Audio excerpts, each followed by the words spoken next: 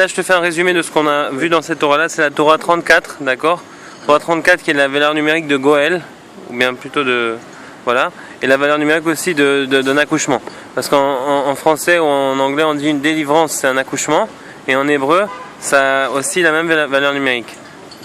L'aide c'est le shoresh de la ledet, et c'est aussi le nyan de Gaal, de délivrer.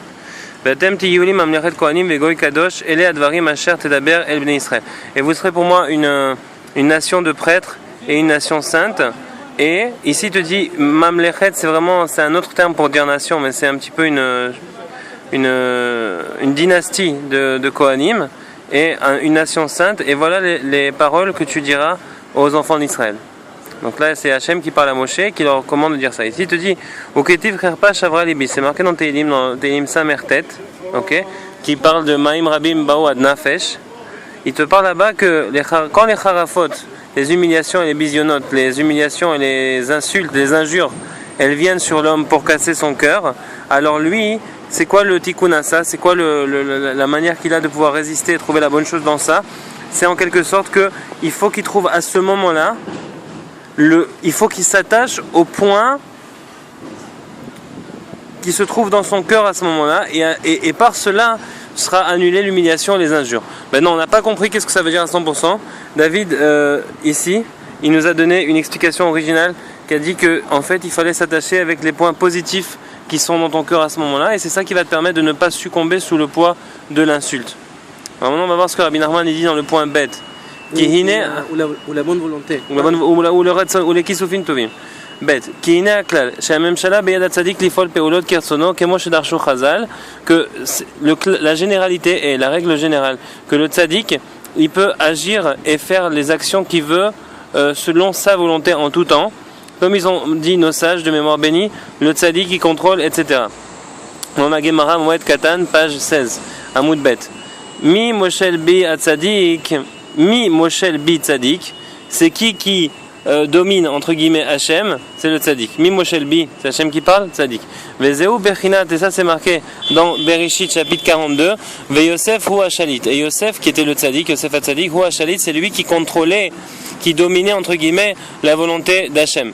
Veu ha-shoresh klaliut neshamot Israël, et lui en quelque sorte c'est l'essence de la généralité des âmes d'Israël qui sont vehem ha'anafim shelo hamekebelim memenu, et les âmes d'Israël sont les branches du tzaddik qui reçoivent la vitalité de lui. Veikar ha-memshala le'air ou litorer libam, et l'essentiel de la memshala, donc de la domination, ça provient du fait de pouvoir éclairer et de pouvoir réveiller leur cœur au Ham Israël, qui sont comparés les branches du tzaddik vers Hachem Idbar. Donc en quelque sorte, l'essentiel de la domination du tzaddik, elle provient du fait qu'il est capable d'éclairer et de ramener les gens vers Hachem.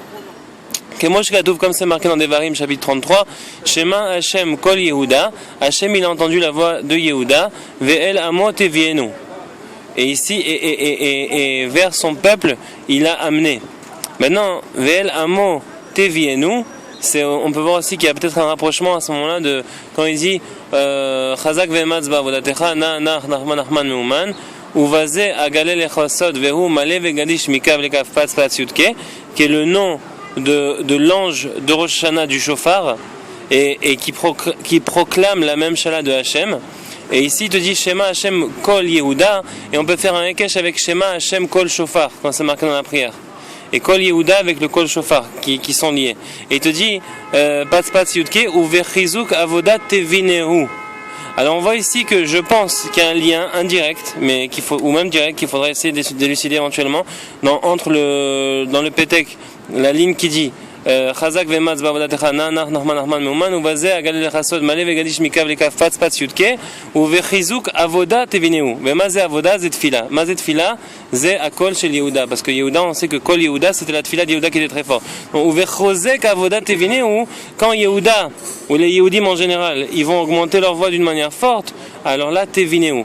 Alors là ici c'est marqué dans Tehillim 33, Shema Hashem Kol Yehuda, Hashem a entendu la voix de Yehuda, Ve'el Amo Tevienu, et vers son peuple il l'a amené.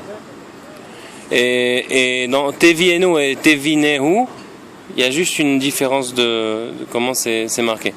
Aïnou le'a'ir he'arat hatzadik ba'anafim, donc d'illuminer la lumière du tzaddik dans les branches. Aïnou be'elev Israël, dans le cœur d'Israël, vezeu ve'el amot evienu, et vers le peuple tu l'amèneras. Et quand aussi on voit que le inyan de Patz Yudke, c'est le inyan de l'ange Rosh Hashanah, et chez Rosh Hashanah il faut être chez le tzaddik, on voit que Kal Vachomer ici il y a un lien quand il te dit, c'est-à-dire d'illuminer la lumière du tzaddik dans les branches qui sont les Bnei Israël. Et ça se passe quand? À Rosh Hashanah. Parce que à Rosh Hashanah, toutes les branches, elles sont autour du tronc. Et le tronc, c'est le tzaddik. Et à Rosh Hashanah, Davka, c'est là où est-ce qu'il illumine dans tout le Ham Israël d'une manière plus proche. Donc on voit ici que Mamash, ce pachout là, il est très lié au Pétek.